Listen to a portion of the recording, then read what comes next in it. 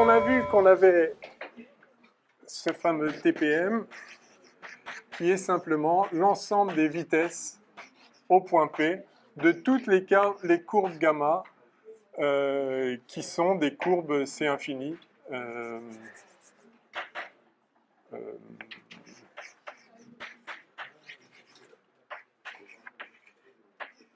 Voilà. Et maintenant, on sait qu'on peut additionner des vitesses et que ça donne encore des vitesses, enfin une vitesse qu'on peut multiplier par des scalaires. Donc on a ici un espace vectoriel tangent. Alors, revenons à l'intuition géométrique. C'est vraiment, on parle vraiment de... Donc je prends une certaine variété comme ça, une espèce d'ellipsoïde. Donc, en un point P donné, je peux tracer tout un tas de courbes qui passent par le point P, des courbes C infini. Voilà, j'ai un certain nombre de courbes. Et il y a donc au point P une notion de direction que l'on a associée à un taux de variation des différentes courbes, enfin des différentes fonctions définies sur la variété. Donc, on peut représenter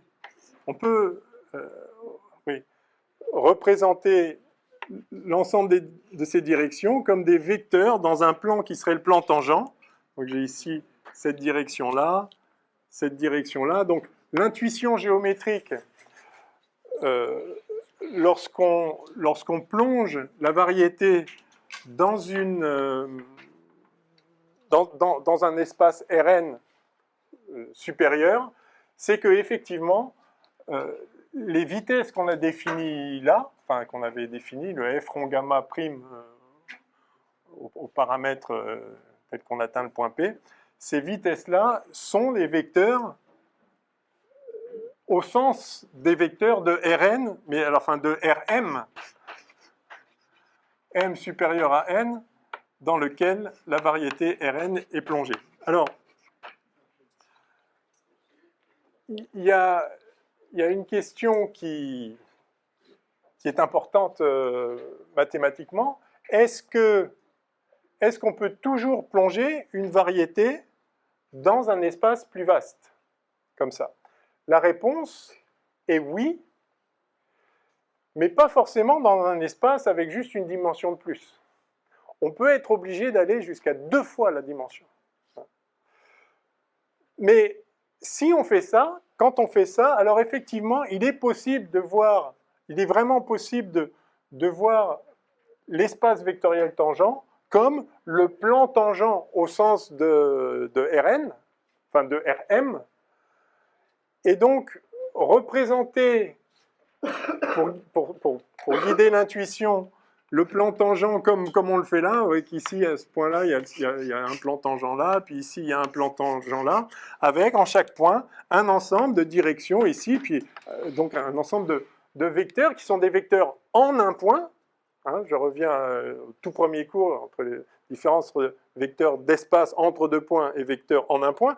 Il n'y a évidemment pas de vecteur entre deux points sur une surface qui n'est pas... Enfin, correspond pas à un espace affine, mais en un point, on peut définir les vecteurs. On a vu comment le faire, comme ça. Mais c'est vrai qu'on peut garder l'intuition de plan tangent en ce sens-là, et avec des directions qui correspondent effectivement à des vecteurs dans ce plan tangent qu'on peut additionner, multiplier par des nombres, etc. Donc, cette intuition n'est pas mauvaise en soi. Simplement, il est important, surtout quand on travaille avec l'espace-temps, d'avoir une définition intrinsèque de toutes les grandeurs, à commencer par la vitesse, parce qu'il n'y a pas besoin, effectivement, d'imaginer l'espace-temps plongé dans un espace plus vaste pour définir une vitesse, pour définir toutes les notions qu'on va introduire. Néanmoins, c'est vrai que c'est équivalent, il est toujours possible de se représenter la variété comme plongée dans un espace plus vaste. Simplement, s'agissant de l'espace-temps, ce serait un peu bizarre de se référer à un espèce de surespace-temps qui serait là, c'est-à-dire soit ce surespace-temps a une réalité physique, un sens physique, etc., mais alors on veut faire la physique de ce surespace-temps, et du coup il faudra la faire intrinsèquement, soit ça n'a pas d'autre réalité que nous permettre de considérer le vrai espace-temps d'un point de vue extérieur. Mais pourquoi faudrait-il voir l'espace-temps d'un point de vue extérieur? Donc c'est important de comprendre que toutes les grandeurs géométriques et physiques qu'on introduit en relativité générale ou dans la physique en général sont des grandeurs qui sont intrinsèques, qui sont définies au sein de l'espace-temps, sans faire appel à un quelconque plongement de cet espace-temps dans un espace plus vaste qui serait quoi? Encore une fois, soit il est physique, et parlons de lui alors, soit il n'est pas physique, et pourquoi on en parle? On ne doit pas avoir besoin d'en parler, et de fait, on n'a pas besoin d'en parler. Donc voilà, on a défini de façon intrinsèque les vitesses des courbes sur les variétés. Ça n'empêche pas, pour faire des dessins, pour se représenter des choses, effectivement, de faire des dessins avec une variété à 2 dimensions qu'on peut représenter facilement courbée en mettant des lignes dessus. Voilà, notre intuition de la perspective et de la géométrie nous permet d'imaginer des choses comme ça. Et effectivement, à ce moment-là, on peut en chaque point représenter des dimensions des directions par des flèches dans un espace qui serait tangent, un plan comme ça. Ça a aussi une autre vertu de garder en tête aussi cette image, cette équivalence entre les deux points de vue, c'est de bien faire réaliser que chaque espace tangent est un espace différent. L'espace tangent en ce point-là et l'espace tangent en ce point-là n'ont rien à voir, n'auront jamais rien à voir. C'est deux espaces différents.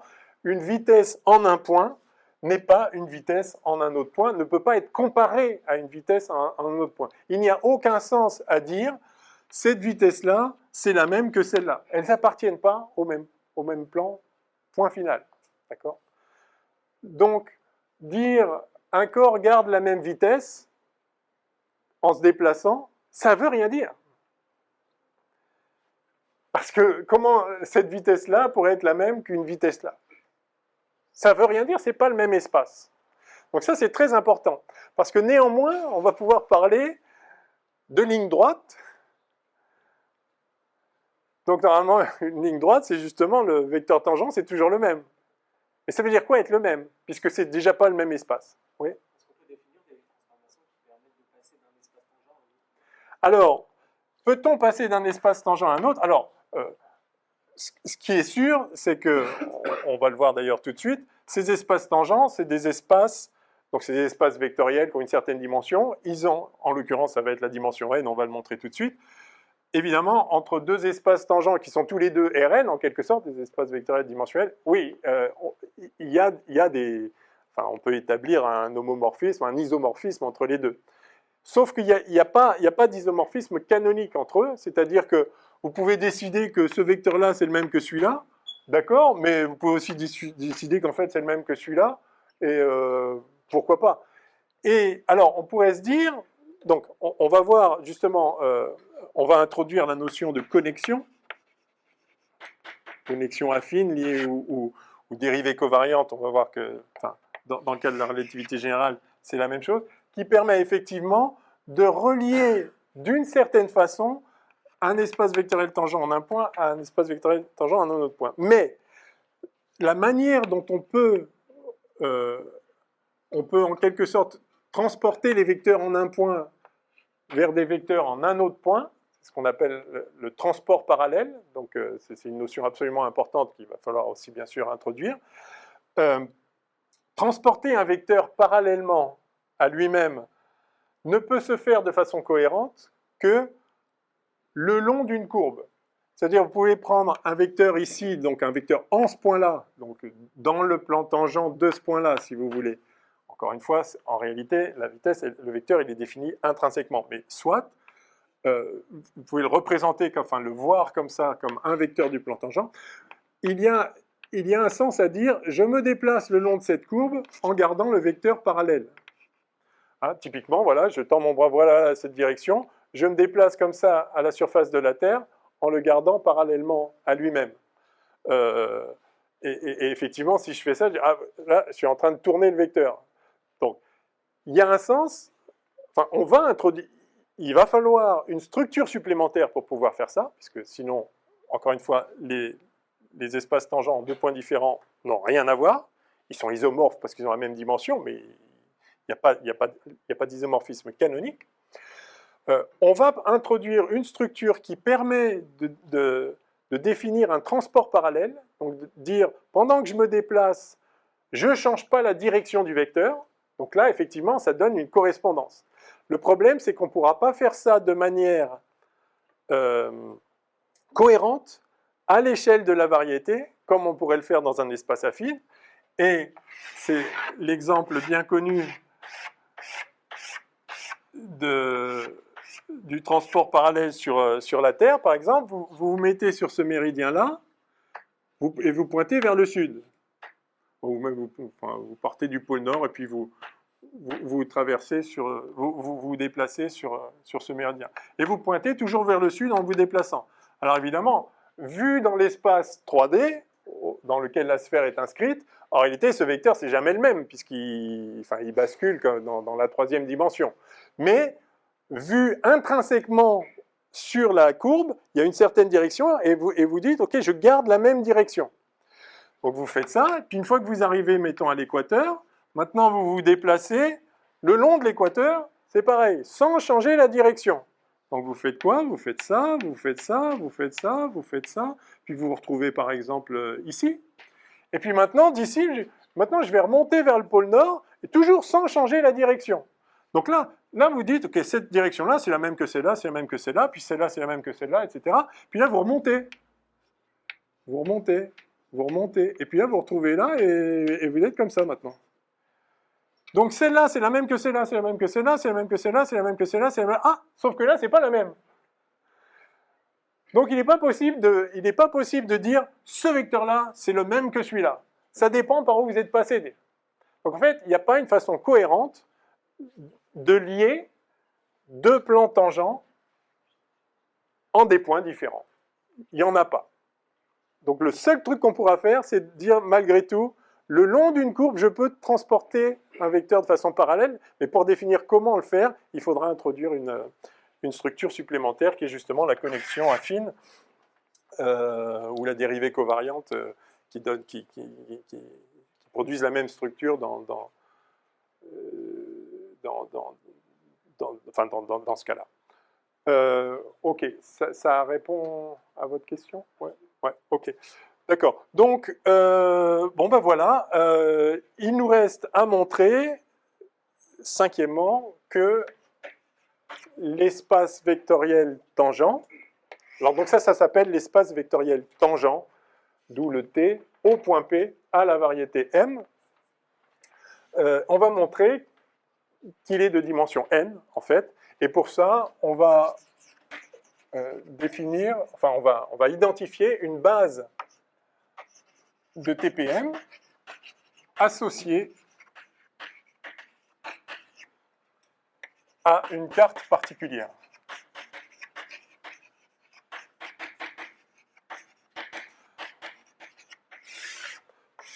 Donc on a défini TPM de manière complètement intrinsèque, sans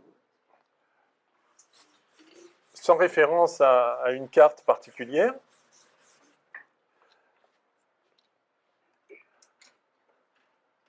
Maintenant, au contraire, on va exploiter le fait qu'on a une carte et on va voir si on peut trouver, enfin on va voir qu'on a une base particulière de cet espace vectoriel. Donc c'est un espace vectoriel.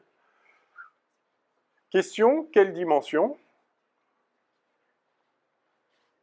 Et après, voilà, on peut choisir la base qu'on veut, évidemment, dans un espace vectoriel. Mais si on a une carte, il y a une base qui est donnée immédiatement avec la carte. Donc, voyons comment ça se passe. Alors, OK. Donc, je reprends la variété. Le point P. On a un ouvert U. ça. Et une carte, donc UX, autour du point P.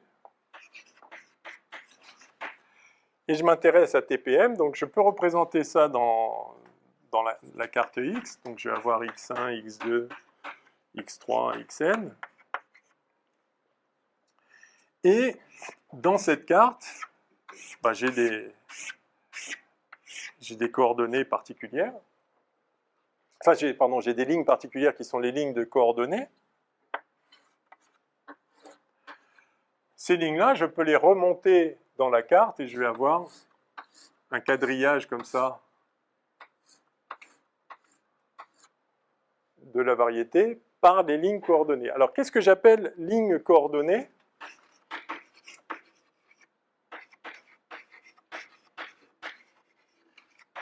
Ce sont simplement les lignes qui sont x-1 des lignes coordonnées dans Rn. Hein, c'est-à-dire, ce sont des lignes le long desquelles seule une des coordonnées varie. Donc, alors par exemple, je vais définir la courbe xi. Alors, je vais la noter. Je vais mettre un petit indice comme ça. Xi. Ça va être la courbe de R dans M qui, à lambda, associe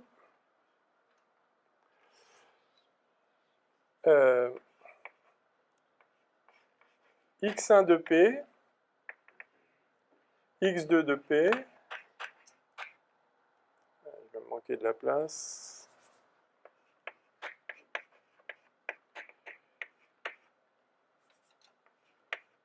xi de P plus lambda, et puis xn de P. Voilà.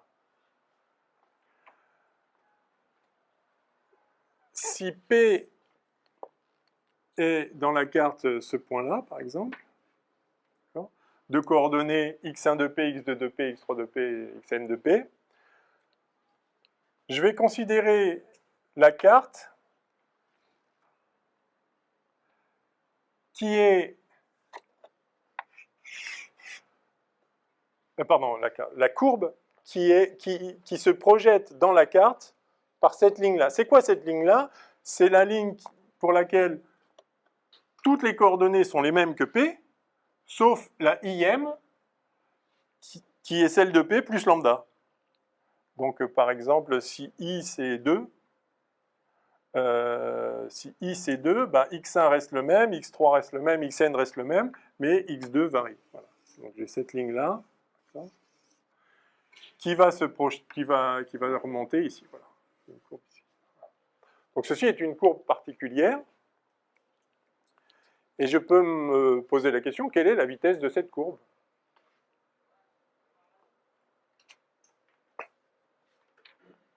Bah, alors, voyons, quelle est la vitesse de cette courbe? C'est encore sec, là.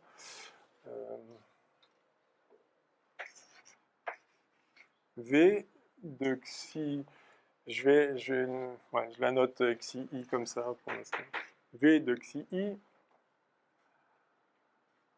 Je mets entre parenthèses, c'est pas une coordonnée ni rien, c'est juste, c'est la IM courbe coordonnée, celle qui correspond à la ligne où il n'y a que la IM coordonnée qui varie dans la carte.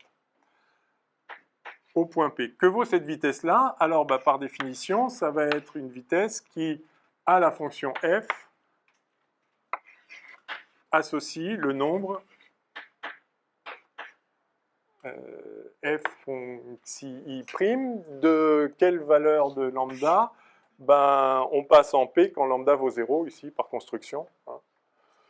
Donc, en lambda égale 0.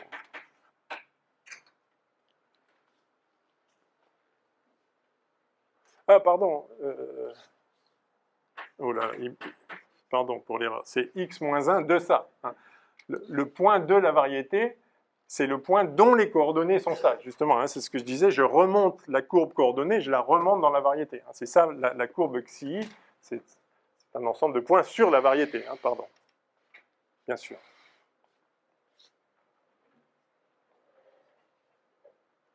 OK, donc ça, allez, je me mets là. Donc V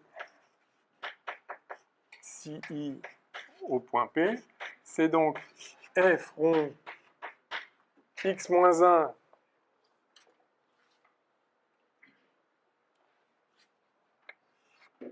de tout ça.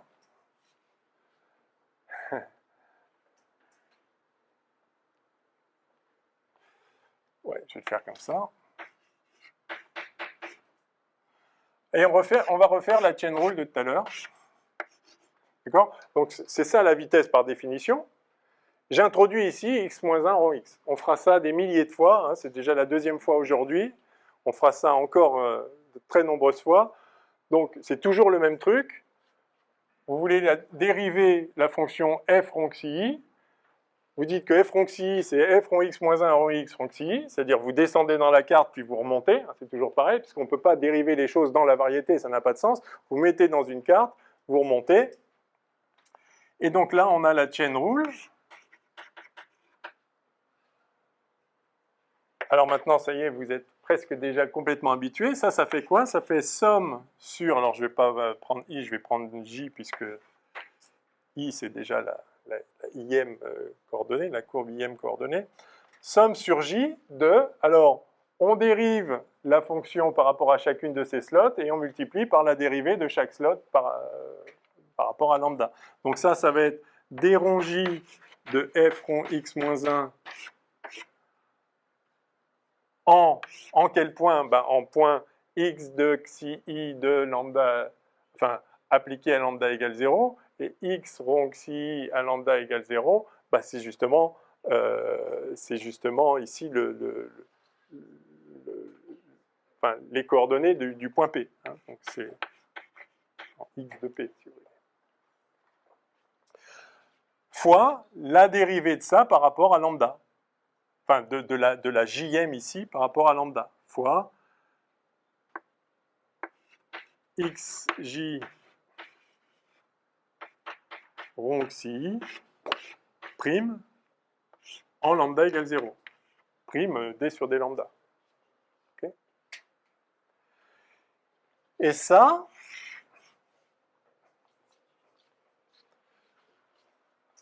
bah, c'est ce multiplé là. Et la JM coordonnée de ça, donc hein, vous êtes d'accord que xj rond xi, c'est le JM de ces nombres-là. Et je veux la dérivée de ça par rapport à lambda. Bah, soit j, c'est pas i, et c'est que des constantes ici, donc la dérivée vaut 0, soit j, c'est i, et la dérivée vaut 1. Donc ce truc-là, c'est delta ji. OK?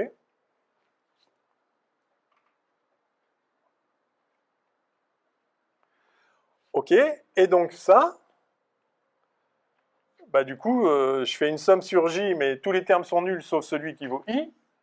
Donc ça, c'est égal à d rond i de f rond x moins 1 au point hein, x de p, quoi.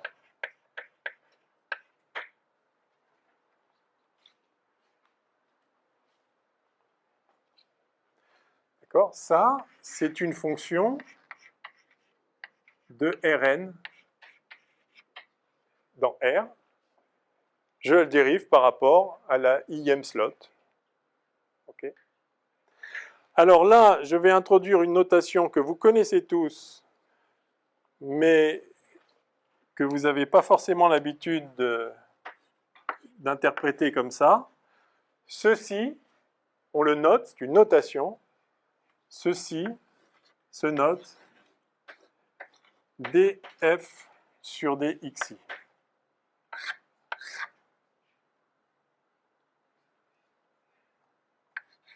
au point P. C'est une notation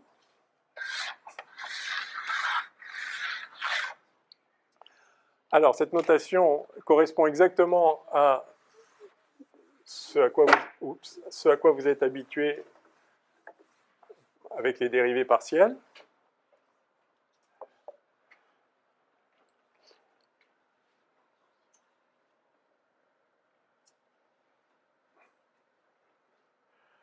Ceci a l'air d'être la dérivée de la fonction f par rapport à la coordonnée xi.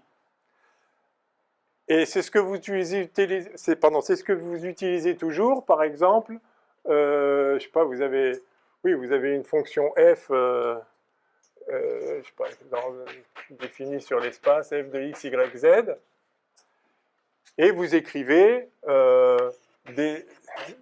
df sur dx. df sur dx, c'est quoi? Par définition, c'est la limite quand epsilon tend vers 0 de f de x plus, enfin, je vais mettre dx tend vers 0, de f de x plus dx, y, z, moins f de x sur dx. Pardon, f moins i, f de x, y, z, d'accord. C'est la dérivée en faisant varier que la première variable. Et, voilà. Et puis, vous avez df sur dy, df sur dz. Sauf que, bon, ça c'est en analyse. Quand vous faites ça en physique, et on fait ça tout le temps en physique aussi, vous avez, je sais pas, la température, quoi. Je prends toujours le même exemple, mais vous avez une température qui dépend du coordonné, et puis vous faites, voilà, dt sur dy, vous faites le gradient de t, par exemple, vous écrivez le gradient de t, vous dites que c'est le vecteur dt sur dx, dt sur dy, dt sur dz, enfin, je suppose que c'est des coordonnées cartésiennes, etc. Voilà. Vous avez ce gradient, etc. Là, vous faites comme si la température dépendait des coordonnées. En réalité, si on veut être physique et intrinsèque, la température ne dépend pas des coordonnées. La température dépend du point où on se trouve. C'est la température en ce point-là. Et maintenant, ce point-là, il a des coordonnées. Mais il a des coordonnées dans une certaine carte, dans un certain système de coordonnées. Il en a d'autres dans un autre système de coordonnées. En vrai, la température dépend des coordonnées. Dépend du point, pas des coordonnées. Elle dépend des coordonnées à travers le point. Eh bien, c'est exactement ce qu'on exprime ici, mais de façon explicite cette fois. Quand on écrit ça, on a l'impression que f dépend de n coordonnées et on prend la dérivée par rapport à la coordonnée xi. Mais non, f, explicitement, ce f-là, ça appartient à c infini de m, c'est une fonction qui est définie sur la variété. Et vous ne pouvez pas... Enfin, qui est définie sur la variété. Ça dépend du point. Vous pouvez voir ce point dans une carte et du coup il a de certaines coordonnées, mais vous pouvez le voir dans une autre carte, il a d'autres coordonnées. Le point clé, c'est que la fonction f dépend du point. Donc quand on écrit ça, on ne sait pas ce que ça veut dire, puisque f n'est pas une fonction de n variables. F est une fonction d'un point. Mais si vous avez une carte, alors à travers cette carte, la fonction f dépend effectivement de n variables qui sont les n coordonnées du point dans cette carte particulière. Donc quand on écrit ça, en fait, quand vous avez toujours écrit ça, gradient de n'importe quoi, etc., en réalité, ce que vous faites, c'est ça. Vous dérivez par rapport à la im slot une fonction qui, elle, est une fonction de Rn dans R, et qui a donc effectivement n entrées ici. Mais, donc en fait, c'est que implicitement, vous remontez les coordonnées dans la variété par x-1, et à ce moment-là, la fonction, elle dépend bien du point. C'est une fonction définie sur la variété. Donc, à chaque fois que vous avez écrit ça dans votre vie en physique, en fait, c'est ça que vous faisiez, sans vraiment l'expliciter. Donc, il faut... Alors, on va continuer du coup à faire ça parce que c'est une notation pratique, mais il faudra toujours se souvenir de quoi il s'agit, et c'est en voyant ça qu'on peut... C'est en comprenant ça qu'on peut facilement voir comment comment ces objets-là se transforment quand on change de carte. Parce que comment on va pouvoir changer de carte maintenant? Si je veux mettre dans une carte Y, ben c'est très simple. Je vais introduire ici Y-1 rond Y, qui est l'identité. Et je vais dire que ça, c'est F rond Y-1 rond Y rond X-1, à l'évidence. Et à nouveau, je vais appliquer une chaîne de roue, je vais dire que la dérivée de tout ça, c'est la dérivée de ça appliqué à ça, etc. Et, voilà, et tout le reste va découler. Donc ça va être déjà la 3e fois qu'on le fait aujourd'hui. La chaîne de roue, ce sera sans arrêt.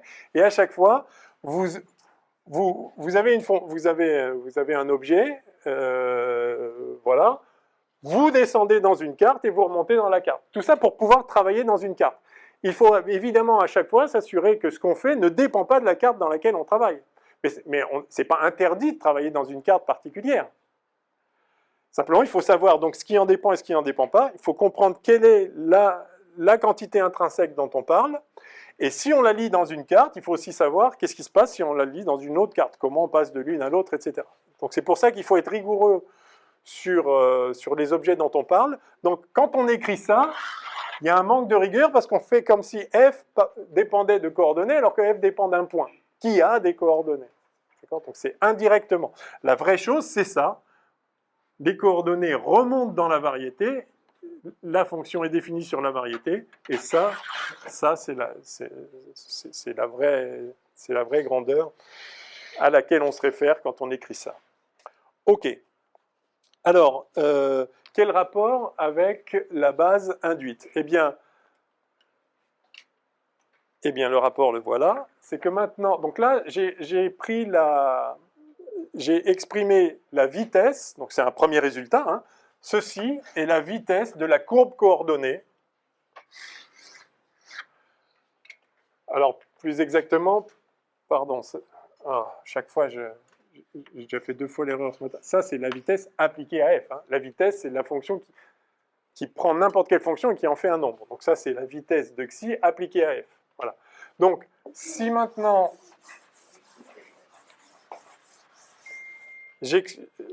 à partir de ces expressions-là, je vois que je peux écrire en fait justement la vitesse maintenant de xi i au point P, c'est, je peux la noter comme ça, c'est d sur dxi au point P. Parce que quel que soit f, la vitesse appliquée à f, c'est d rond sur dxi appliqué à f. Donc c'est pour ça que cette notation est quand même utile, c'est que ça me permet d'isoler f en quelque sorte. C'est-à-dire je peux écrire que ça, c'est d sur dxi au point P appliqué à f. Donc j'ai v appliqué à f qui vaut d sur dxi appliqué à f. Donc v, c'est d sur dxi. D'accord? Enfin, la vitesse de cette courbe-là, xi i. Hein, voilà. Donc, vous voyez que la vitesse, c'est un opérateur dérivation, en fait. Tout simplement.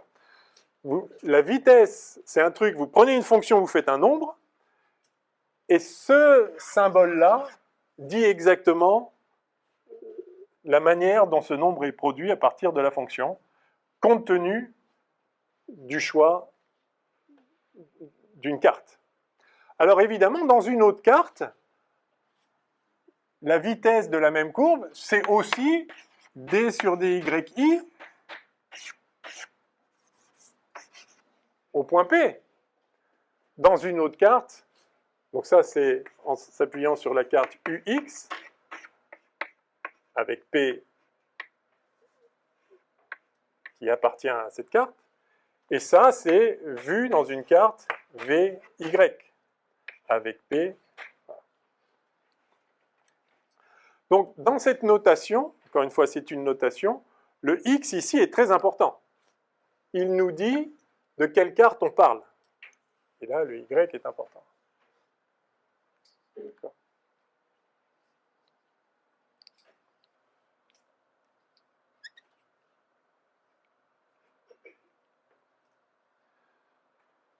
Ouais.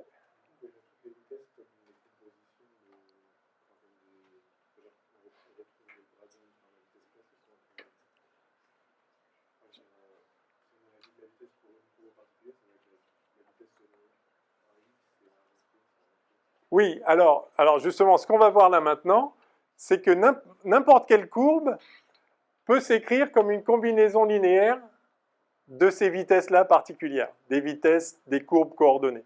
Donc quand vous vous donnez, donc on va le voir tout de suite, hein, on va prendre une courbe quelconque. Maintenant, là, on a pris la courbe coordonnée, où on change juste une des coordonnées, et on a vu que la vitesse s'exprimait comme ça. Maintenant, on va prendre une courbe quelconque, et on va voir que la vitesse s'exprime comme une combinaison linéaire de ces courbes-là, enfin de ces vitesses-là. Et donc ces vitesses-là, en fait, forment une base de l'espace vectoriel tangent. Et on va voir du coup, comme conséquence, que l'espace vectoriel tangent a comme dimension n, puisqu'il y a n courbes coordonnées comme ça. Donc c'est ça qu'on va faire maintenant. Allons-y. C'est bon, il n'y a pas de questions là-dessus? Ok.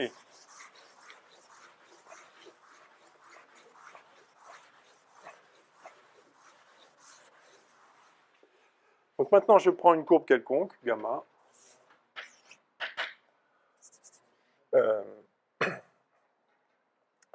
Donc, toujours de R dans M. Et je me donne une carte UX avec P dans U, donc une carte autour du point P. Et donc, je descends dans une carte par X, ici la courbe gamma. Et je m'intéresse à la vitesse de la courbe, V gamma au point P. Alors la vitesse de la courbe, c'est un truc qui prend une fonction f et qui en fait un nombre. Quel nombre?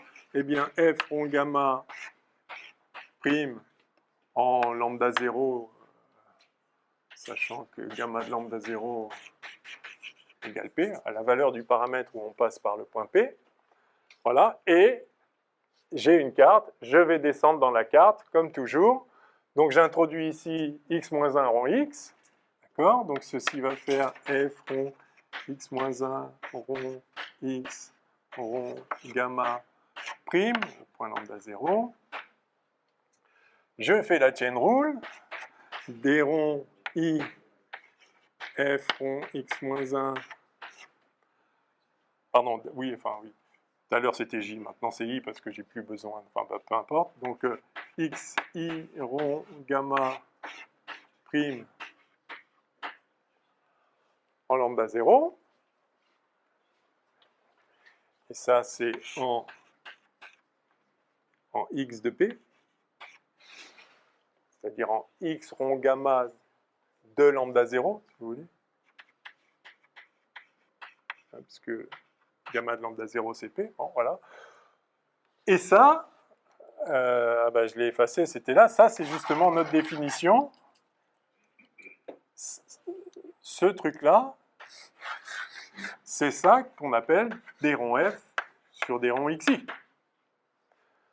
Comme si f dépendait des xi, mais non, en fait, f dépend du point, mais s'il dépend du xi à travers les coordonnées, si on est dans la carte x, et donc voilà. Ça, c'est par définition, c'est ce qu'on a écrit. Et donc, ce qu'on voit ici, tout simplement, c'est que v, la vitesse de gamma au point P, appliquée à la fonction f, eh bien, pardon, j'ai oublié la somme, c'est la somme sur i de xi rond gamma prime en lambda égale lambda 0, d sur dxi au point P, appliqué à f. Enfin, ou df sur dxi, mais voilà. Du coup, je sors le f, je fais le même truc pour pouvoir isoler. Et ici, on a des nombres.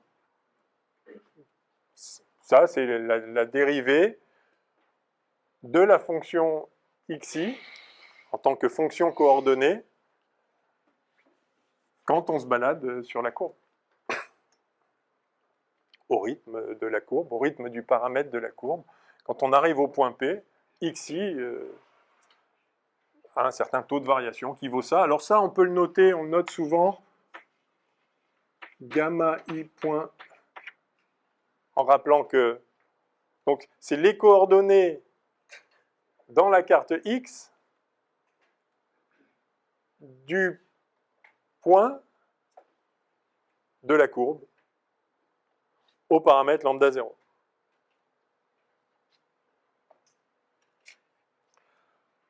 Donc finalement, vous voyez que la vitesse de gamma au point P, en tant que fonction qui agit sur des fonctions C infini de M, ce n'est rien d'autre que somme sur I de gamma.I x d sur dxi.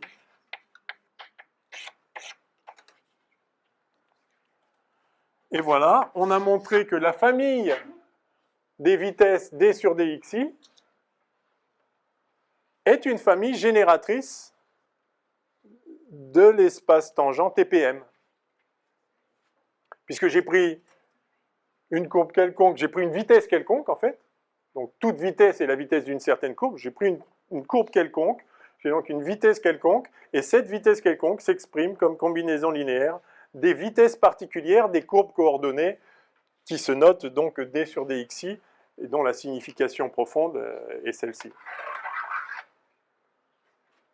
Donc c'est une famille génératrice, reste à montrer que c'est une famille libre,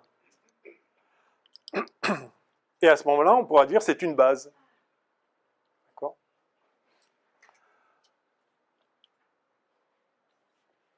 Alors pourquoi est-elle libre cette famille ?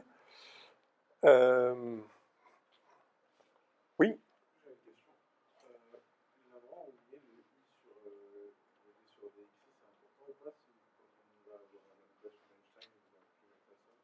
Oui, effectivement, plus tard, on adoptera la convention d'Einstein et on ne mettra plus des sommes quand on a un i en haut et en bas. C'est pour ça que j'avais oublié tout à l'heure. Mais... Oui, oui, ce i...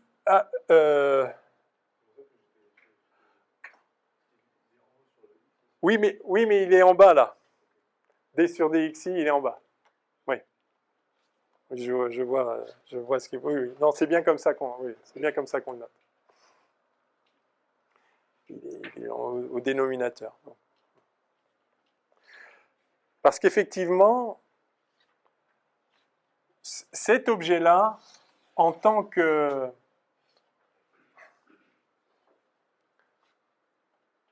Enfin, cet objet-là, c'est un vecteur de base, et donc par définition, il est covariant. Mais on reverra ce que ça signifie, mais c'est bien ça. Ok, donc reste à montrer que c'est une famille libre.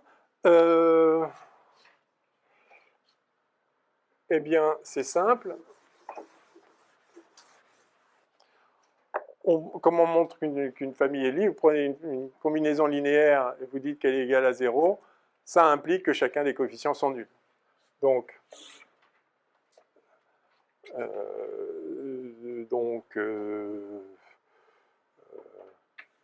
ok, alpha i d sur dxi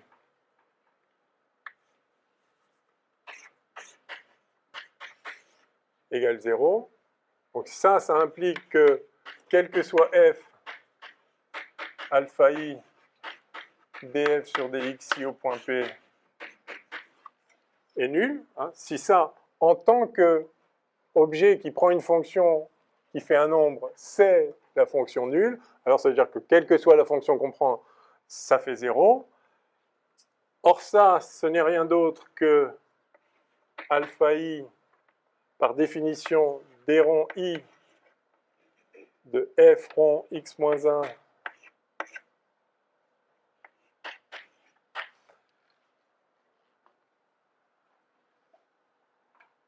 égale 0.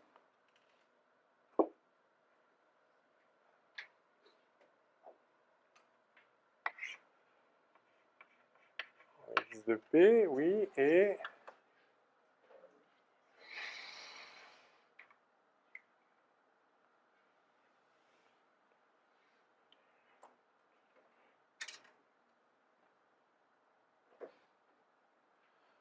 Oui, et... Ah oui, mais ça doit être quel que soit f. Oui, bah, il suffit de prendre la... Il suffit de prendre...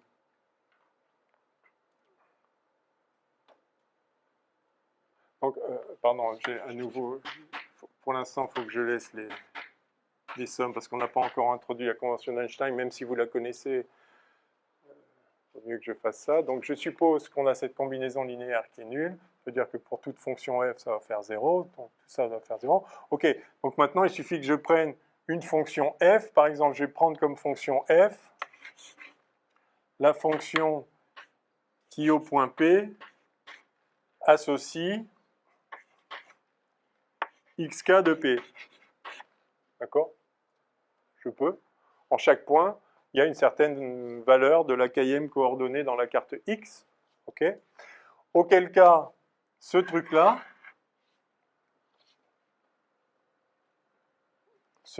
donc dérivée IM, enfin, pardon, pas la dérivée IM, la dérivée par rapport à la IM composante de f, donc de xk de x-1, bah ça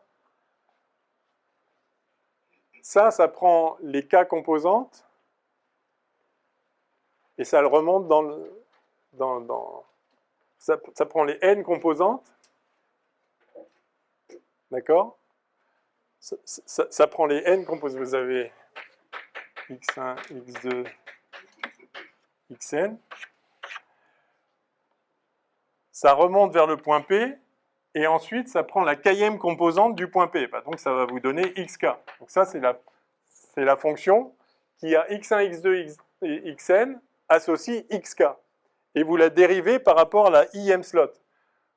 Bah, si i n'est pas égal à k, bah, ça fait 0. Et si i est égal à k, bah, ça fait 1, puisque c'est la fonction qui a xk associe xk. Quoi. Bah, donc ça vaut delta ik. OK. Donc vous avez ici somme sur i des alpha i delta ik qui fait 0. Donc vous avez alpha k qui fait 0. Et ceci est vrai pour tous les cas. Donc, si vous avez cette combinaison linéaire qui est nulle, tous les coefficients sont nuls. Donc c'est une famille libre. OK? Oui?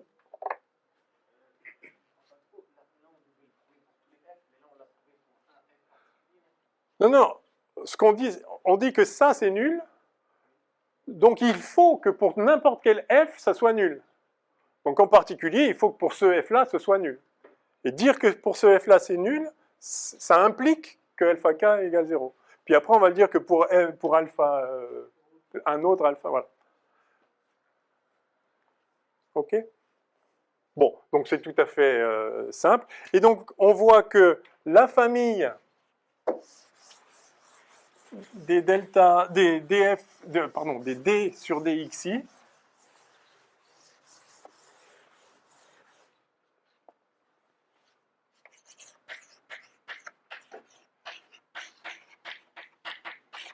au point P, pour i égale 1 à n, est une base de TPM, tout simplement. Et on dit que c'est la base induite par la carte. Base induite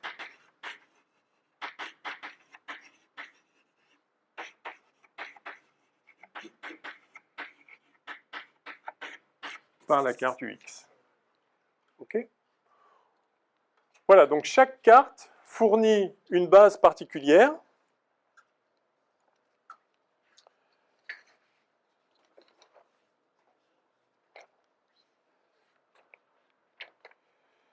Donnée par les dérivées partielles par rapport à la IM coordonnée, mais sans oublier ce que signifie cette notation dérivée partielle par rapport à la IM coordonnée. Ça veut dire que si on l'applique à une fonction f, en fait, ce qu'on veut dire, c'est qu'on dérive la fonction f vue comme une fonction des coordonnées. Donc, il faut d'abord remonter des coordonnées dans l'espace sur lequel agit la fonction f, c'est-à-dire la variété elle-même, et prendre la dérivée de cette... pardon, pas prendre la dérivée IM, justement, de cette fonction. Okay. Au point x de p. Ah, donc c'est bien f de p, hein, parce que x moins 1 de x de p, hein, donc c'est bien au point, hein, là où la fonction f agit. Donc ça, c'est vraiment cette notation-là, il faut vraiment comprendre l'essence de ce que c'est qu'une dérivée partielle par rapport à la IM coordonnée. Dès lors qu'on parle de coordonnées, on est dans une carte. Et on peut changer de carte. Alors, changeons de carte.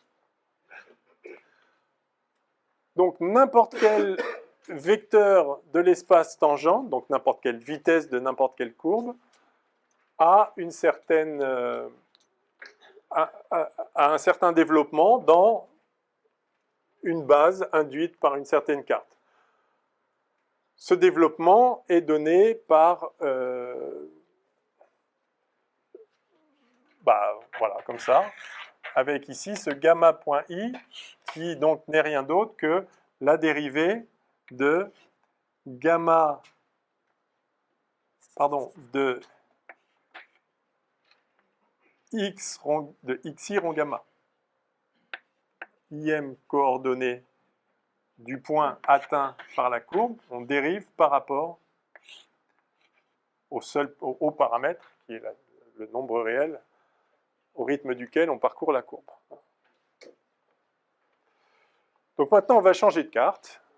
Qu'est-ce que je peux effacer ça, c'est bon? Bon.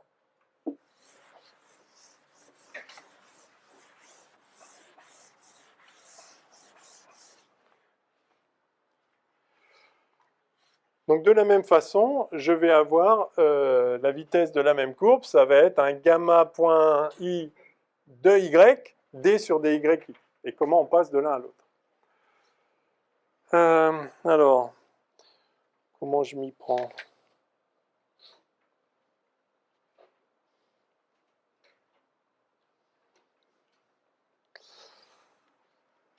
Ok, alors, maintenant, je vais considérer un vecteur, donc soit un vecteur x dans TPM, on note souvent x majuscule des vecteurs, donc ça c'est la vitesse d'une certaine courbe, mais maintenant, j'oublie que je viens d'une courbe, il y a plein de courbes qui ont la même vitesse en un point, maintenant que j'ai compris que l'ensemble des vitesses formait un espace vectoriel, l'espace vectoriel tangent, TPM au point P, je considère un élément de cet espace vectoriel, donc un vecteur tangent.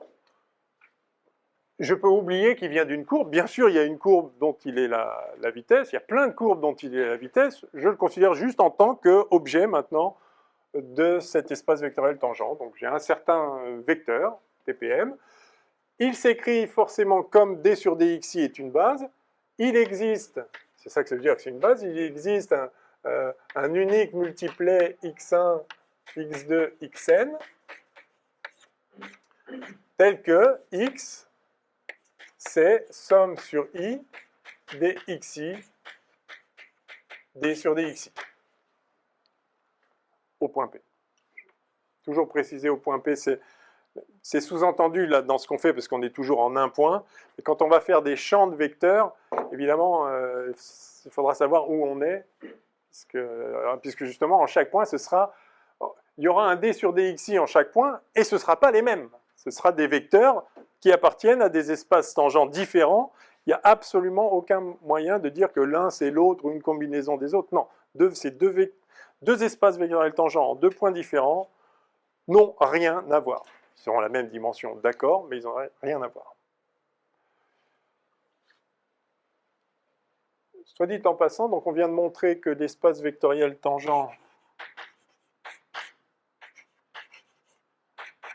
est de dimension n, puisqu'il y a n vecteurs de base, d'accord? Donc c'est la même dimension que m. Ceci est un résultat assez naturel quand on prend l'intuition géométrique d'un corps plongé dans un espace externe. Si la surface, si ici on a une surface de dimension 2, oui, le plan tangent il est aussi de dimension 2.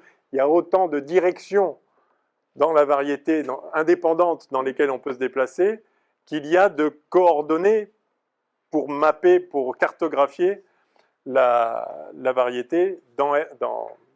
Enfin, ouais.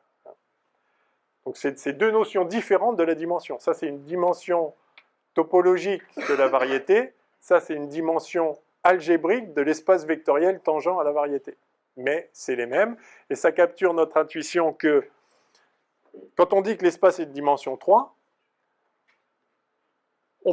ça dit deux choses en fait. Ça dit que on peut repérer chaque point avec 3 coordonnées, pas une de plus, pas une de moins, enfin il suffit de 3. Hein. On peut repérer chaque point par 3 coordonnées, et en chaque point, on peut se déplacer dans 3 directions indépendantes. Pas 4 et pas juste 2, 3. Hein. Donc vous voyez, c'est deux notions différentes. Combien de coordonnées il faut pour repérer un point, et en chaque point, donc combien de directions différentes, libres, indépendantes, on peut se déplacer. Et c'est le même nombre. Ben, on vient de le démontrer. Pour toute variété. Ok, donc je referme cette parenthèse. Donc voilà, j'ai considéré un vecteur quelconque de l'espace vectoriel tangent. Il a un certain développement dans cette base particulière, mais il a aussi un certain développement dans une autre base. Alors, comment est caractérisé ce vecteur particulier? Ben, il est caractérisé par son action sur les fonctions C infini de M. Puisque X, c'est un objet qui prend une fonction et qui fait un nombre, comme n'importe quelle vitesse. C'est une vitesse particulière, mais je me fiche de savoir de quelle courbe il est la vitesse. Donc, à une fonction f, il associe le nombre x de f. Alors on note en général, on ne met pas les parenthèses, on met x appliqué à f, d'accord, xf. Et ce xf, c'est quoi? Eh bien, c'est somme sur i des xi d sur dxi au point p appliqué à f. Et par cela, il faut entendre somme sur i de xi df sur dxi au sens du symbole qu'on a introduit, c'est-à-dire somme sur i dxi d rond i de f rond x moins 1, au point x de p. D'accord? Donc c'est toujours la même signification du symbole des ronds sur des ronds x. Et maintenant, on va refaire notre truc. Je descends dans une autre carte pour pouvoir voir comment ça change. Donc, je vais introduire ici, comme je l'ai annoncé tout à l'heure, x moins 1 rond y. J'ai donc xf qui vaut somme sur i des xi d rond i de f rond y moins 1 rond y rond x moins 1 au point x de p.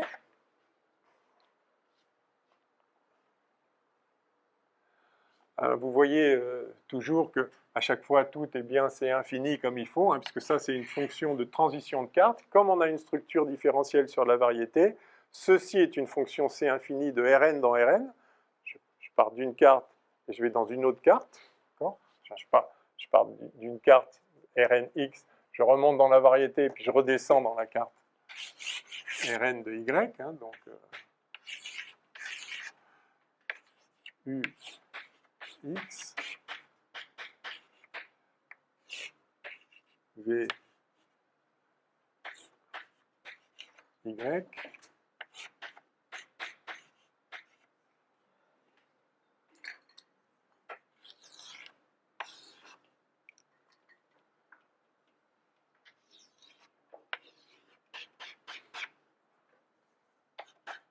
à chaque fois j'ai le point P quelque part dedans. Voilà. Et je passe de x à y par y rond x moins 1. Voilà. Ça, c'est une fonction donc, de Rn dans Rn qui est C infini parce que on a une structure différentielle sur la variété. C'est ça qui confère la structure différentielle. On ne garde que des cartes C infini compatibles, donc c'est le cas. Donc ça, c'est une fonction de Rn dans Rn c'est infini, par définition, encore une fois, de la structure différentielle. Et ça, bah, c'est une fonction de Rn dans R. Hein, donc on est dans la carte Rn, on remonte là-dessus et f attribue un nombre à n'importe quel point de la variété. Donc tout ça est parfaitement clair. On a donc une fonction ici de Rn dans Rn que l'on dérive par rapport à la ième slot, à la ième entrée, qui est la ième entrée, l'entrée la plus à droite, là c'est les coordonnées dans la carte X. Donc je dérive cette fonction C infini par rapport à la ième variable, donc à la ième coordonnée X. Alors j'applique la chain rule, ça fait somme sur I des xi, somme sur J de, donc là je dérive par rapport à I, à la ième variable, cette fonction-là qui dépend de n, enfin qui a n entrées ici, intermédiaires. Ce J-là, c'est les n entrées intermédiaires d'ici. Donc, donc je dérive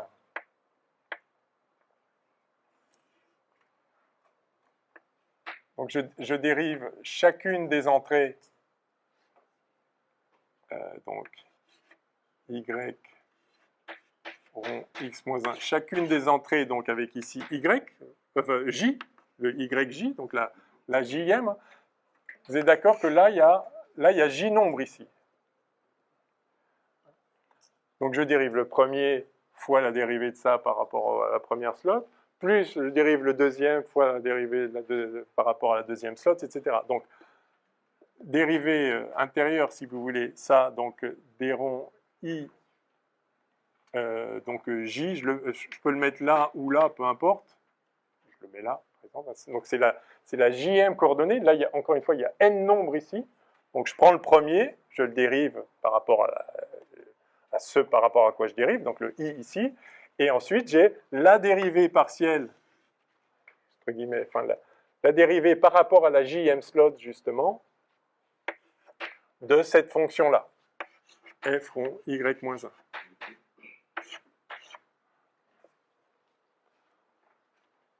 Voilà. Alors, celle-ci, c'est effectivement en x de p, et celle-ci, c'est où? Bah, c'est en y rond x moins 1 de x de p, c'est-à-dire en y de p. Yes? Je ne sais pas si c'est clair pour tout le monde. J'essaye de faire vraiment un pas à pas que vous voyez une fois, mais vous avez vu, on a déjà fait 3 ou 4 fois le truc. On va le refaire 10 000 fois. Après, ce sera clair pour vous, mais essayez le plus tôt possible, là, cette semaine avant le cours de la semaine prochaine. Revoyez bien ça. Assurez-vous que vous pouvez le faire vous-même sur votre feuille et que tout ceci est limpide. Mais c'est vrai que, surtout si on a le nez au tableau ou des fois le nez sur votre feuille, on se perd dans les indices. Donc revenez vraiment à qu'est-ce que ça signifie. Tout ça, c'est très simple ce que ça signifie. Écrivez une fonction composée standard, il n'y a aucune difficulté. Mais bon, c'est un peu de gymnastique, mathématique, mais il n'y a rien de compliqué. Alors, simplement maintenant, bah, c'est formidable parce que là, on va pouvoir réappliquer la signification de notre symbole, qui est que d sur df, enfin df sur dxi, c'est di de f rond x moins 1. Donc, donc ici, ça, c'est quoi ça? Bah, ça, c'est très exactement, ah oui, c'est la dérivée d'une fonction qui dépend des coordonnées, en fait, mais la fonction dépend des coordonnées à travers la carte y. Donc ça, ce n'est rien d'autre que df sur d rond y j, c'est la jm composante de la carte y, donc c'est yj, c'est oui. Donc au point y de p, bien sûr, voilà. Ok. Enfin, au point p, enfin, oui, au point p, puisque f dépend du point, justement, donc au point p, et donc avec notre symbole, et ça, de la même façon, ça, yj, après tout, c'est une fonction comme une autre. Donc ça, c'est exactement ça pour f qui vaut yj. Donc ça, c'est d rond YJ sur des ronds XI au point P. Et voilà, le tour est joué. Oui.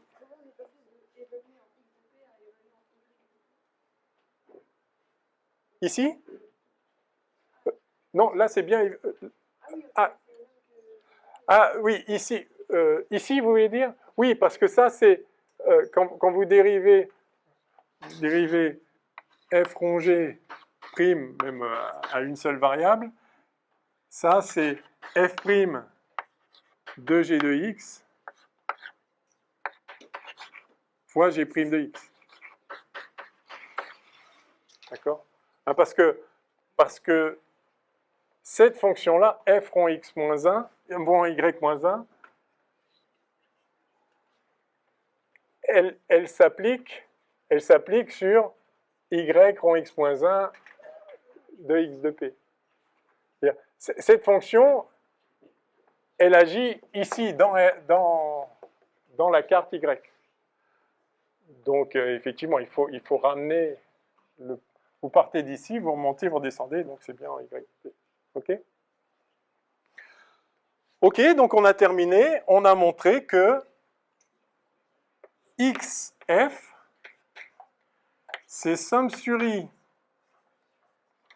Alors, je vais mettre somme sur J, somme sur I des X, oui, on va faire ça comme ça.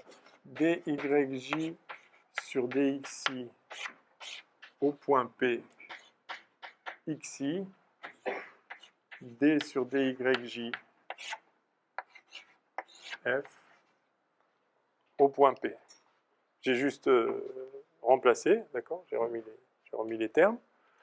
Donc ce XI, il est là, puis c'est juste de somme sur I et somme sur J. Ça, c'est ce terme-là, et l'autre est là, OK? Et donc maintenant, je peux isoler le F là, ici, et voir donc que X, c'est tout ça. Puisque X appliqué à F, c'est tout ça appliqué à F. Donc X, c'est tout ça, et vous reconnaissez là quoi? Vous reconnaissez que bah, ça, c'est un nombre. Ça, c'est un nombre réel qui multiplie un vecteur. Ça, c'est un vecteur. C'est la vitesse de la courbe coordonnée, la jème courbe coordonnée dans la carte Y. Enfin, remontée, enfin, oui, courbe coordonnée de la carte Y, oui.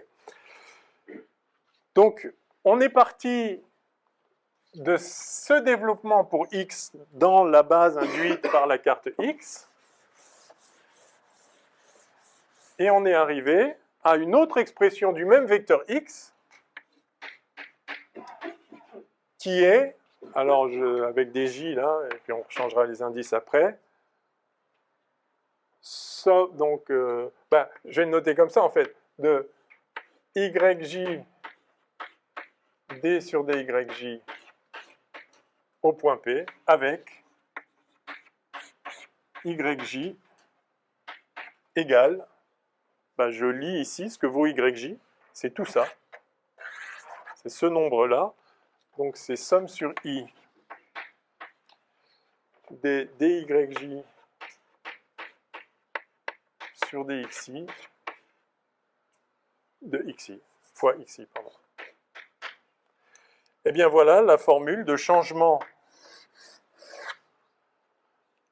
de coordonnées du vecteur X quand on passe de la base des D sur DXI au point P à la base des D sur DYJ au point P. Donc vous voyez que c'est une transformation linéaire. Ça, c'est des coefficients. C'est la dérivée de la fonction YJ par rapport à la fonction, par rapport aux variables qui sont les XI. Hein. Donc, c'est la matrice de changement de carte. On la note DYJ sur DXI, mais à nouveau, c'est toujours le même truc. Hein. J'insiste lourdement cette fois-ci, je le ferai moins après, bien sûr. C'est toujours le même truc. Quand on dit DYJ sur DXI, on fait comme si YJ dépendait DXI. Non, YJ, c'est les coordonnées du point. Et le point, il a des coordonnées dans la carte X. Donc indirectement, oui, les coordonnées du point dans une carte dépendent des coordonnées du point dans l'autre carte. Et cette dérivée partielle, c'est précisément la dérivée par rapport à la IM composante de la fonction YJ rond x moins 1. Donc c'est toujours le même truc. Donc vous voyez qu'ici, on a simplement un nombre, ce nombre-là. Et donc, les nouvelles coordonnées sont une combinaison des anciennes, une combinaison linéaire. Donc c'est une transformation linéaire, et j'insiste là-dessus, même si le passage d'une carte à l'autre n'est pas linéaire. Vous pouvez passer de coordonnées, des coordonnées x à des coordonnées y, il n'y a aucune raison que cette fonction-là soit linéaire. Mais ce qui intervient dans le changement de coordonnées du vecteur en un point, c'est juste les dérivés du changement de coordonnées en ce point-là. Donc c'est un nombre, donc c'est toujours linéaire en fait. Même si vous passez de coordonnées cartésiennes aux coordonnées polaires par exemple, ou cylindriques ou sphériques. La transformation des coordonnées polaires aux coordonnées cartésiennes, elle n'est pas du tout linéaire. Il y a des cosinus, etc. Ce n'est pas du tout linéaire. Mais le changement des composantes du vecteur exprimées en coordonnées cartésiennes vers les coordonnées du même vecteur exprimé en coordonnées polaires, ou cylindriques, ou ce que vous voulez, cette transformation, elle est linéaire. Vous avez une matrice avec... En fait, vous voyez que vous avez une matrice ici. Si vous considérez que ça, c'est un vecteur colonne, les coordonnées du vecteur x dans la base des vitesses induites par la carte, vous avez ici y en tant que vecteur colonne y1, y2, yn égale une matrice de passage ou de changement de base, comme vous voulez, fois x, et cette matrice-là, eh bien, c'est dyj sur c'est la matrice des dyj sur des xi, quoi. Ok?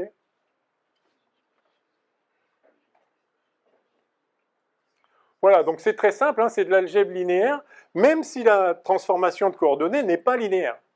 On exige juste qu'elle soit C infini, enfin là il suffisait de C1, mais de manière générale on donne la structure lisse à la variété, donc on a un changement de base qui est C infini, mais ça induit sur les composantes des vecteurs exprimés dans la base des d sur dxi ou dans la base des d sur dyj, ça induit un changement de coordonnées qui est linéaire et qui est fourni par cette matrice de changement de base, qui est justement juste vous avez le jacobien là en quelque sorte, enfin les dérivés partiels de chaque coordonnée par rapport à chacune des autres. Donc tout ça est mathématiquement très simple en réalité. On reste dans l'algèbre linéaire. What time is it? Ok. Alors, c'est pas mal. C'est pas mal, et ce qu'on voit finalement aussi, je vais l'écrire comme ça, donc là c'est le changement des coordonnées, et on peut écrire le changement des vecteurs eux-mêmes, donc quelle est réellement la matrice de changement de base, au sens où je prends une base et je vais vers l'autre base, hein. Donc la base de départ c'est d sur dxi, au point P, et je peux passer dans une nouvelle base d sur dyi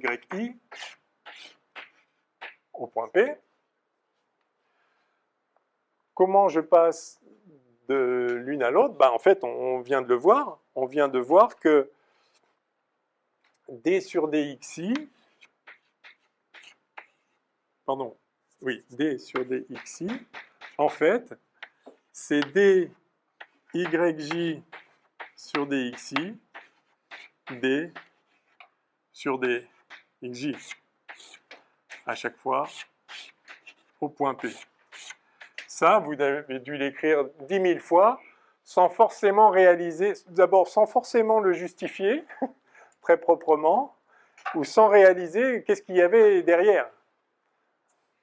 Enfin, peut-être que si, mais enfin, disons, on l'a fait dans un cadre plus général, voilà, que le cadre ordinaire, où vous êtes toujours vous dérivez, c'est de l'analyse de Rn dans Rn, c'est de l'analyse réelle, juste fonction à plusieurs variables. Donc, bien sûr que vous l'avez fait proprement, je ne suis pas en train de dire que vous l'avez jamais vu ça proprement, mais là, vous voyez qu'on peut faire la même chose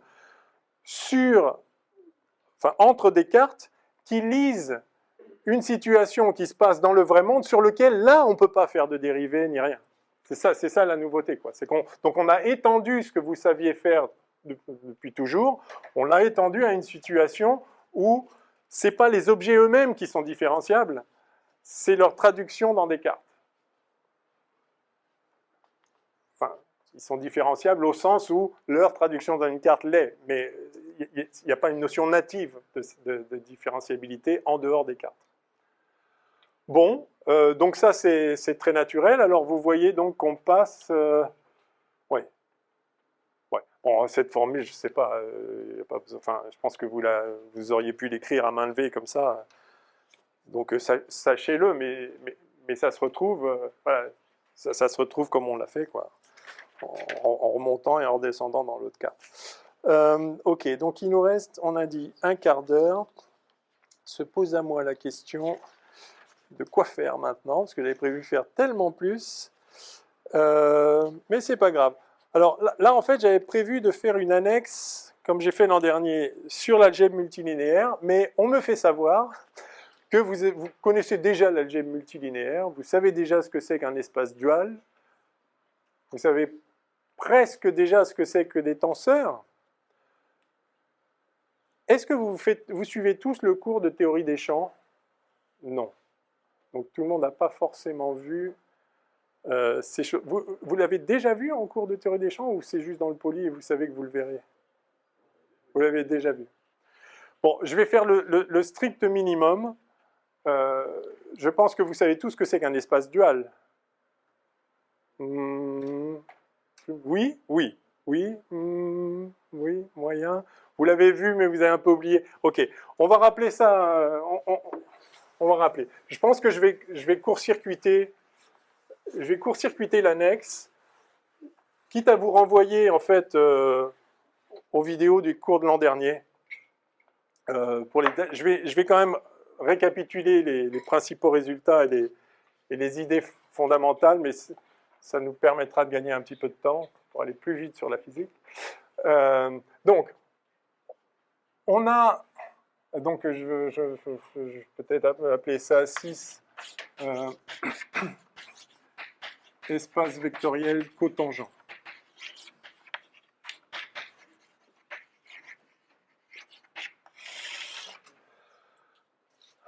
Alors, petit a, rappel.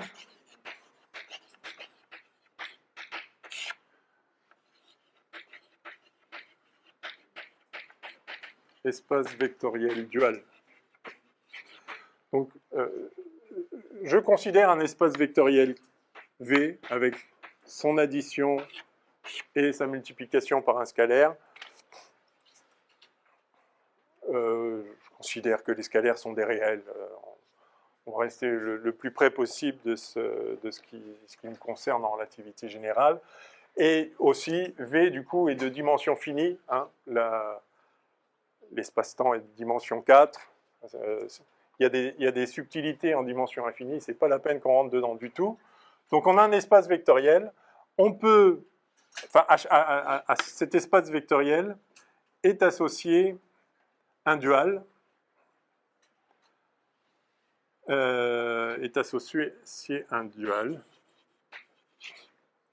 qu'on note V étoile, qui n'est rien d'autre que, alors ça peut-être, est-ce que vous connaissez ça? L'ensemble des homomorphismes de V dans R. Qu'est-ce qu'un homomorphisme entre deux espaces vectoriels? Si vous avez V1 plus fois dans V2 plus fois, un homomorphisme, c'est une application linéaire F. Alors, on représente avec un petit tilde comme ça pour dire que l'application est linéaire, qui prend un certain vecteur U, qui en fait un vecteur V, de telle façon que f de alpha U plus bêta V. Ah oui, du coup, ils font un vecteur P. J'en sais rien, non, P c'était un point, je sais pas. A, ensuite, égale alpha f de U plus bêta f de V. Bref, vous connaissez tout ça. Application linéaire. Vous pouvez montrer que donc l'ensemble des applications linéaires, qu'on appelle homomorphisme entre deux espaces vectoriels, est lui-même un espace vectoriel si on le munit de l'addition et de la multiplication par un scalaire de façon triviale en disant que la somme de deux fonctions, c'est la fonction qui donne la somme de ce que donne chacune des fonctions. Et 3 fois une fonction, c'est la fonction qui, au vecteur, donne 3 fois le vecteur qu'on aurait obtenu juste avec la fonction. Tout ça est simple. Donc, on nomme ohm de V1 dans V2 l'espace vectoriel, enfin ohm de V1, V2, l'espace vectoriel de toutes les fonctions linéaires de V1 à V2. Cet espace vectoriel a lui-même comme dimension le produit des dimensions de V1 et de V2, tout simplement parce qu'une application linéaire est caractérisée par l'image des vecteurs d'une base quelconque. Hein, l'avantage de cette linéarité, on sera toujours dans ce cadre-là, c'est que si vous avez donc une fonction f comme ça, si vous avez une base ici constituée des éléments E1, E2, En, je mets des flèches pour l'instant sur les vecteurs. Si vous connaissez f de E1, f de E2, f de En, alors vous connaissez l'image de n'importe quelle somme des alpha i e i. Donc n'importe quel vecteur se développe sur la base, et vous connaissez son image si vous connaissez les images des vecteurs de base, parce que ça, par linéarité, ce n'est rien d'autre que ça. Et maintenant, chaque vecteur de base a une image dans l'espace d'arrivée qui se développe comme une combinaison linéaire, évidemment, des vecteurs de base d'une base quelconque de l'espace d'arrivée. Donc vous avez ici une certaine combinaison linéaire des vecteurs de base. Donc, si vous spécifiez pour chacun des vecteurs de départ quelle est la combinaison linéaire des vecteurs si vous spécifiez pour chacun des vecteurs de la base de départ quelle est la combinaison linéaire des vecteurs de la base d'arrivée qui lui correspond, ben vous avez défini entièrement l'application linéaire. Et donc, pour chacun des n au départ, vous avez m nombre de l'espace d'arrivée, c'est l'espace d'arrivée de dimension m, donc vous avez n fois m possibilités différentes pour caractériser votre fonction linéaire, et ensuite, l'image de n'importe quel vecteur s'obtient par combinaison linéaire. Donc, tout ça est simple. Oui? C'est quoi la différence entre un homomorphisme et une application linéaire? Il n'y en a pas. Ouais. Non, il n'y en a pas. Il y en a pas. Simplement, le terme homomorphisme est un terme générique qui dit on garde la même forme. Mais effectivement, pour un espace vectoriel, la forme en question, c'est les combinaisons linéaires, donc c'est pareil. Ok, donc voilà. Les homomorphismes forment un espace vectoriel eux-mêmes. Et en l'occurrence, ce qu'on appelle l'espace dual, c'est l'ensemble des homomorphismes particuliers de l'espace vectoriel V dans l'espace vectoriel R, qui est le plus simple qu'on puisse faire. Et donc, c'est ce qu'on appelle aussi des formes linéaires. On utilise le mot forme quand on arrive dans R, quand on fait un nombre. Donc, on prend un vecteur et on fait un nombre. C'est ça, une forme linéaire. Et donc, l'espace dual, ce n'est rien d'autre que l'ensemble des formes linéaires. En langage auquel je pense que vous êtes habitués. Donc l'espace dual d'un espace vectoriel, c'est l'ensemble des formes linéaires sur cet espace vectoriel. Alors, quand on est en dimension infinie, il faut préciser si on a des fonctions continues ou pas, mais en dimension finie, toute application linéaire est continue, il n'y a aucun problème. L'espace dual est un espace donc vectoriel de la même dimension que l'espace de départ, simplement parce que, comme je viens de le dire, la dimension d'espace vectoriel de ça, c'est la dimension de ça fois la dimension de ça, mais la dimension de ça, c'est 1, évidemment. Donc, ils ont la même dimension. Donc, c'est le dual, c'est l'ensemble des formes linéaires. Très bien. Eh bien, on appelle espace vectoriel cotangent le dual de l'espace vectoriel tangent. Bon, ok, c'est une définition, si vous voulez. Donc, et on le note. Donc alors, espace. Donc, petit b maintenant. Je vais noter T star M. Voilà. L'espace vectoriel cotangent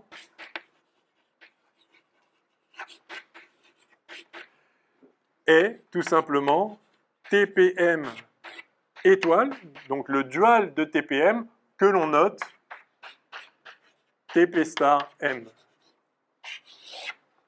Ok? Bon.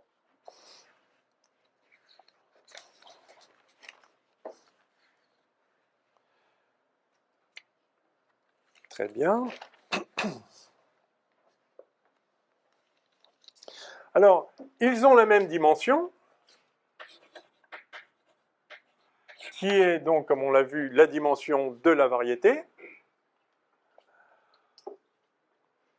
Donc, évidemment, il y a un isomorphisme entre eux, mais le point clé, c'est qu'il n'y a pas d'isomorphisme canonique.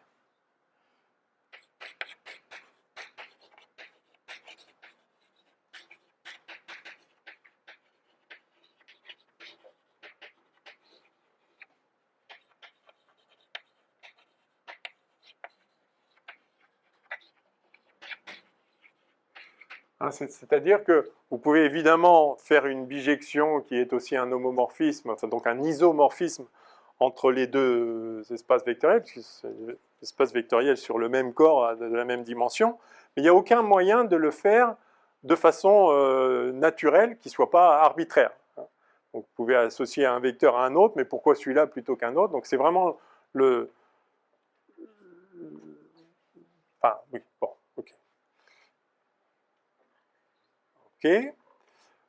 Alors, en fait, je vais introduire tout de suite, allez, soyons fous, il reste 4 minutes, donc c'est exactement ce qu'il faut pour parler du gradient.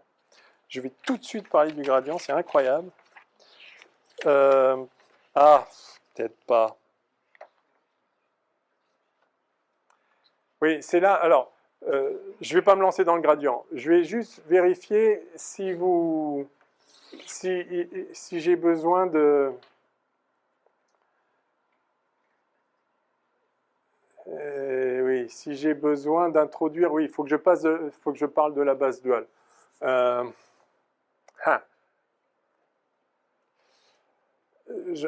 reviens dans le rappel. C'est rappel bis. Rappel bis. Donc, base duale.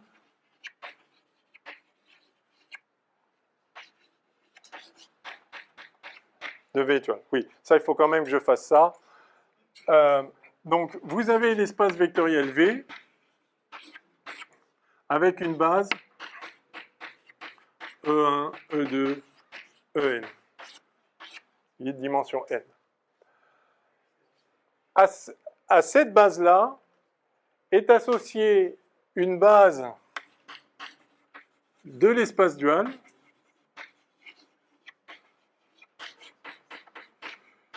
que je note de façon très pédante, mais que je vous recommande d'adopter. Alors, d'abord, je vais faire ça comme ça. Je mets des parenthèses autour de 1 pour dire c'est pas la composante d'un truc, c'est un vecteur en lui-même, c'est le premier vecteur, le deuxième vecteur. Donc, contrairement à ce qu'on avait là tout à l'heure, quand on écrit xi, d sur des... ce xi là, c'est des composantes, c'est des nombres. Ça, c'est un vecteur. un vecteur, d'accord? Et il y en a n, parce qu'on est à dimension n, il y a n vecteurs de base. Donc je note explicitement et de façon redondante que, en mettant des parenthèses, là pour être sûr qu'on ne croit pas que c'est des coordonnées, c'est des vecteurs, et je mets une flèche dessus, c'est un vecteur, d'accord? C'est vraiment un vecteur. À partir de cette base de vecteurs de V, je crée ce qu'on appelle la base duale de V étoile. Alors, comme elle est duale, je mets la flèche en bas et dans l'autre sens. C'est très... Et je précise que donc, ça c'est le premier de ces vecteurs. Donc, chacun de ces vecteurs est une forme linéaire, puisque l'espace dual, c'est l'ensemble des formes linéaires. Donc, chaque vecteur de cet espace dual, qu'on appelle covecteur en fait, mais chaque vecteur de cet espace vectoriel est une forme linéaire sur V. Et donc, je les note comme ça, les vecteurs de la base duale, donc etc. Et il y en a n, puisque on vient de voir que c'est un espace vectoriel de dimension n. Okay. Comment est définie cette base? Définie par, eh bien, quel que soit I et J, epsilon, flèche en bas, numéro I, appliqué à E, flèche en haut, numéro J. Donc c'est l'image par cette forme linéaire de ce vecteur de base est égale à delta IJ.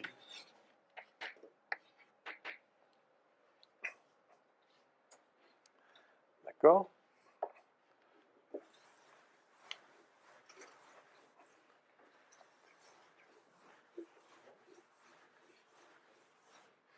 Et donc, toute forme linéaire, quel que soit oméga appartenant à l'espace dual, qui est l'ensemble des formes linéaires, donc je mets la flèche en bas pour la forme linéaire, quel que soit oméga appartenant à l'espace dual,